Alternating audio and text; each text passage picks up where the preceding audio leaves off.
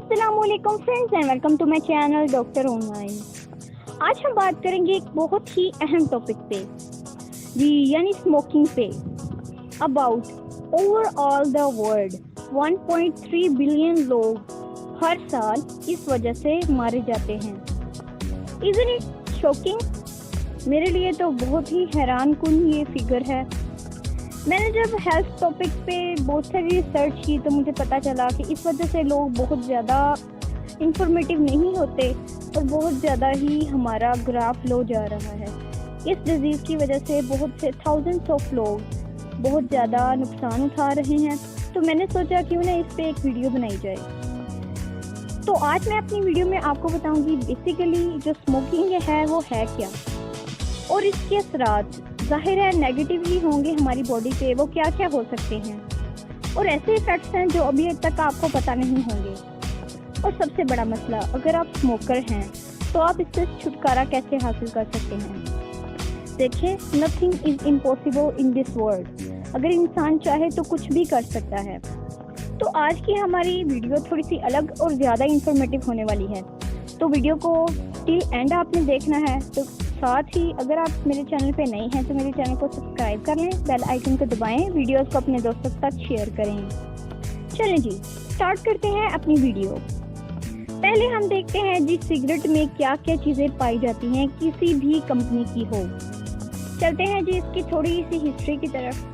Cigarette को तंबाकू leaf से तैयार किया जाता है जिसमें बहुत सारा निकोटीन पाया जाता है और डिफरेंट कंपनीज अपने हिसाब से इसमें ऐड करती हैं केमिकल्स। इस तरह से सिगरेट को बनाया जाता है। जब हम इसको जलाते हैं या फिर ये जलती है तो ये स्मोक पैदा करती है जो कि बहुत से पॉइजनस केमिकल्स को रिलीज करती है, जिसमें रिसर्च के मुताबिक 40% ऐसे केमिकल्स होते हैं जो हमें कैंसर करवा सकते हैं। यानी फिर इससे साबित हुआ कि इसकी जो स्मोक होती है वो भी जानलेवा होती है। तो सिगरेट को यूज़ करना तो दूर, मैं तो किसी पीते हुए बंदे के पास या बंदी के पास बैठना भी पसंद नहीं करूँगी। और सिगरेट की स्मोक में ज़्यादातर कार्बन मोनोऑक्साइड पाया जाता है, साथ नाइट्रोजन ऑक्साइड पाए जाते हैं। इसके साथ साथ ड्यू टू ये कैंसर कॉजिंग एजेंट है तो बहुत से रेडियो एक्टिव पार्टिकल्स भी पाए जाते हैं। अब जी आते हैं, हमने सिगरेट को जला लिया, अब इसको इनहेल करने की बारी। Oh I am just kidding. Back to the main point. जब हम सिगरेट को इनहेल करते हैं तब ये क्या करती है कि हमारी ब्लड स्ट्रीम में जाके मिल जाती है। जाहिर है ब्लड स्ट्रीम्स हमारे पूरे बॉडी में प्रोसेस जारी रखती हैं। मतलब एक जगह से उन्होंने दूसरी जगह ज़रूर जाना होता है, तभी वो ऑटोमेटिकली हमारे ब्रेन तक पहुंचेंगी। तो उसमें स्मोक है और स्मोक में निकोटीन पाया जाता है। वो हमारे ब्रेन को रिलैक्स करता है और ट्राइगर करता है और सम टाइम एक्साइटेड भी करता है, जिससे हमें खुशी का एहसास होता है। और हमारे ब्रेन का एक ऐसा हिस्सा है जिस पे ये अगर निकोटीन असर कर जाए तो ये हमें रोज़ाना की बुनियाद पे डेली डोज मांगेगा हमारा ब्रेन कि हमें ये डोज चाहिए ही चाहिए। तो इस तरह से इंसान इसका आदी हो जाता है। अब आते हैं जी हमारी बॉडी पे जो इसके हेल्थ इफ़ेक्ट्स होते हैं वो क्या हो सकते हैं। सबसे बड़ी बात, हार्ट अटैक हो सकता है, काफ़ी सारे पेशेंट्स को हुआ भी है। स्ट्रोक हो सकते हैं, लंग के कैंसर हो सकता है बोथ इन मेल्स और फीमेल्स में। इसके साथ साथ chronic obstructive pulmonary diseases COPD जिसको कहते हैं। अब हम इसके पीछे की थोड़ी सी साइंस जान लेते हैं। मैं पहले भी सारी साइंस ही सुना रही हूँ। तो इसके पीछे की साइंस ये है जी कि ये हमारे हार्ट अटैक में कैसे मददगार होती है। ये हमारे हार्ट अटैक को क्या ऐसा करती है कि जिससे हार्ट अटैक ही हो जाता है। इससे क्या होता है कि जी हमारा जो निकोटीन होता है स्मोक में वो हमारे एड्रीनल ग्लैंड्स के साथ जुड़ जाता है जो कि ब्रेन में होते हैं, जो कि हमें ट्राइगर करते हैं इंफ्रीन हार्मोन्स को बनाने में। जब ये वाला हार्मोन बनता है तो इससे हमारा बीपी शूट करता है, अचानक से बीपी तेज़ होता है, जिससे क्या होता है कि जाहिर है ब्लड फ्लो तेज़ होगा और ऐसे ही हार्ट की पंपिंग भी ज़्यादा हो जाएगी, जिससे क्या होता है कि डिसमैनेजमेंट होना स्टार्ट हो जाती है बॉडी में। इस तरह से हार्ट अटैक का ये बाइस बनती है। इसी तरह की पूरी स्टोरी है जी लंग्स में भी। ये लंग्स को भी बैडली इफेक्ट करती है, उनके अलग लाइफ को ये बिल्कुल तबाह कर देती है, जिससे हमारे लंग्स जो हैं वो आहिस्ता आहिस्ता से डैमेज होना स्टार्ट हो जाते हैं। With the passage of time completely damage हो जाते हैं। According to my research and many other doctors, ये हमने कंपेयर किया था कि जो स्मोकर्स होते हैं उनकी लाइफ कम होती है as compare to non smokers. अब ये होल स्टोरी के बाद आपको पता चल गया कि स्मोकिंग करना हमारे लिए कितना डेंजरस है। और मैं ये मजाक नहीं कर रही, ये सीरियस बात है। बहुत से लोगों के लिए मेरी वीडियो काफ़ी इंफॉर्मेटिव हो सकती है अगर आप इंफॉर्मेटिव वीडियोस को सीरियसली लेंगे तब। बट जोक्स अपार्ट, ये बहुत सीरियस इशू है। हमारे घर में हमारे फादर, हमारे ब्रदर्स, इवन अब गर्ल्स भी स्टार्ट हो गई हैं। बहुत सारी यूनिवर्सिटीज़ में जैसे जैसे लोग एडवांस होते जा रहे हैं वो इसको अपना पैशन समझते हैं। मतलब पैशन में क्या करते हैं कि इसको करके वीडियोस बनाते हैं, टिकटॉक बनाते हैं और दूसरों को दिखाते हैं। इस तरह से बहुत से वो नहीं जानते कि हम एक साइलेंट किलर को अपने अंदर लेके जा रहे हैं। और स्मोकिंग से बहुत सारी जिंदगियां तबाह होती हैं। ये तो होगी मेरी जी इमोशनल स्टोरी, आपको कुछ तो समझ आ गया होगा। अब आते हैं जी, अनफॉर्चुनेटली अगर कोई स्मोकर है आपके पास, अगर आप खुद भी करते हैं या आपके घर में कोई है, तो उसका आप इलाज कैसे कर सकते हैं। पहली बात मैं आपको बता दूं कि इसका कोई इलाज नहीं होता। अगर इंसान खुद पे कंट्रोल रखे, यही इसका इलाज है।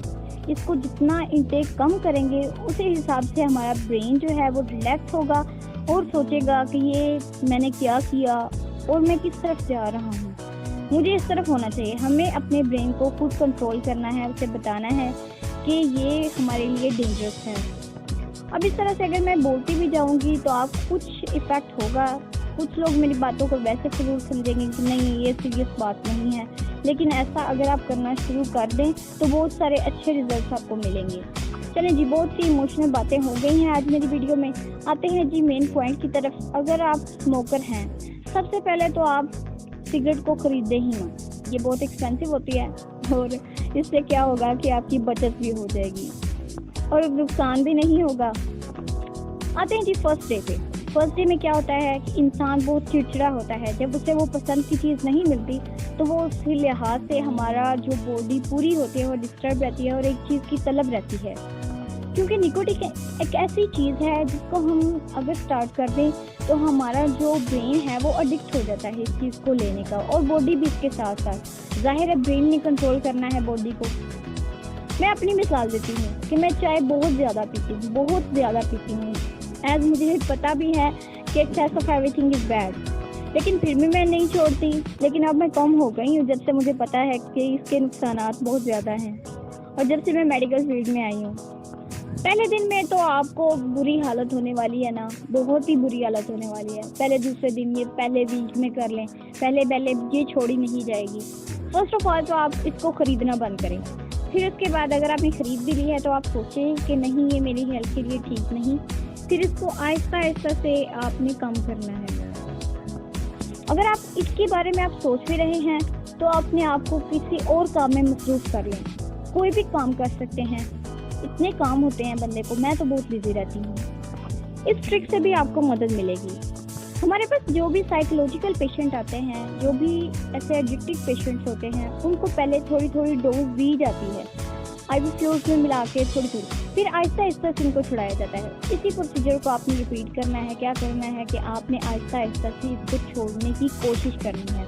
अगर आप खुद छोड़ेंगे तो ही आप कर सकते हैं। अदरवाइज़ अगर कोई बंदा छोड़ता यही सोचता रहता है कि नहीं मैं ये हो ही नहीं सकता, ये झूठ है, तो फिर वो बंदे का मेरी ये सारी वीडियो बनाने का कोई फ़ायदा नहीं है। अब ये देखते हैं कि आपकी बॉडी में क्या क्या चेंजेस आ सकती हैं। फर्स्ट, जैसे मैंने पहले बताया कि हम चिड़चिड़ापन होगा, गुस्सा आएगा फर्स्ट डेज में। दूसरी बात, एक बहुत अहम बात है, जब हम इसे फर्स्टली छोड़ेंगे ना तब हमें वोमिटिंग और नोज़िया ज़रूर फील होगा। तो ये परेशानी वाली बात नहीं है। इसे आहिस्ता आहिस्ता से कवर करने के लिए जो हमारी बॉडी के अंदर एंटीबॉडीज़ बनती हैं या हमें कोशिश करते हैं नहीं आपने ये एडिक्शन नहीं लेनी, उस वजह से हमें ये थोड़ी सी चेंज आता है कि हमें सर में दर्द होती है या फिर नोज़िया होता है या फिर वॉमिटिंग किसी को स्टार्ट हो जाती है। इस तरह से फर्स्ट मंथ में तो ऐसे ही होगा, ये सारी चेंजेस आएंगी, अपने आप को बस कंट्रोल करना है। सेकेंड और थर्ड मंथ में भी ऐसे ही होगा। उसके बाद आपने क्या करना है कि डॉक्टर्स के पास जाके अपने लंग्स और हार्ट का चेकअप करवाना है।